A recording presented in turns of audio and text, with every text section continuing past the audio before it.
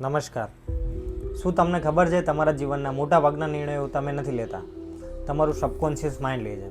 આ એ જ માઇન્ડ જે તમે ઊંઘતા હો ત્યારે પણ કામ કરે છે, જે તમારા ડર, આદતો, કોન્ફિડન્સ અને તમારા સક્સેસ સુધી કંટ્રોલ કરે છે. પણ સૌથી મોટું રહસ્ય એ છે કે ઘણા લોકોને ખબર જ નથી કે તેમનું માઇન્ડ સિક્રેટલી કેવી રીતે કંટ્રોલ કરે છે. તમારું માઇન્ડ બે ભાગમાં કામ કરે છે. એક છે કોન્શિયસ માઇન્ડ, જે અત્યારે આ વિડીયો જોઈ રહ્યું છે, અને બીજું છે સબકોન્શિયસ માઇન્ડ, જે તમારી અંદર સાયલેન્ટલી બધું રેકોર્ડ કરે છે. તમે બાળપણમાં જે સાંભળ્યું, જે જોયું, જે અનુભવ્યું, બધું તમારા સબકોન્શિયસ માઇન્ડમાં સ્ટોર થયું છે. જો કોઈ વ્યક્તિ બાળપણથી સાંભળે છે કે તું કંઈ નથી કરી શકતો, તો મોટો થયા પછી પણ તેનું માઇન્ડ એને અટકાવતું રહે છે. અને જો કોઈ રોજ પોતાને કહે છે કે હું કરી શકું છું, મારાથી થઈ શકે છે, તો ધીમે ધીમે એનું માઇન્ડ એ વાતને સાચું માનવા લાગે છે. એટલે કેટલાક લોકો નેચરલી કોન્ફિડન્સ લાગે છે અને કેટલાક લોકો વગર કારણે ડરતા રહે છે. તમારું સબકોન્શિયસ માઇન્ડ રિયલ અને ઇમેજ વચ્ચે ફરક નથી સમજતું. એટલે જ્યારે તમે સતત નેગેટિવ વિચારો છો ત્યારે તમારું માઇન્ડ એ રિયાલિટી માનવા લાગે છે.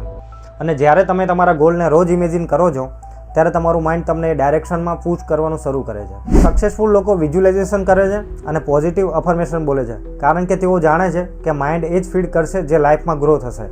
તો આજ પછી તમારા શબ્દો પર ધ્યાન આપજો, કારણ કે તમે જે વાર વિચારો છો એ ધીમે ધીમે તમારી રિયાલિટી બનવા લાગે છે.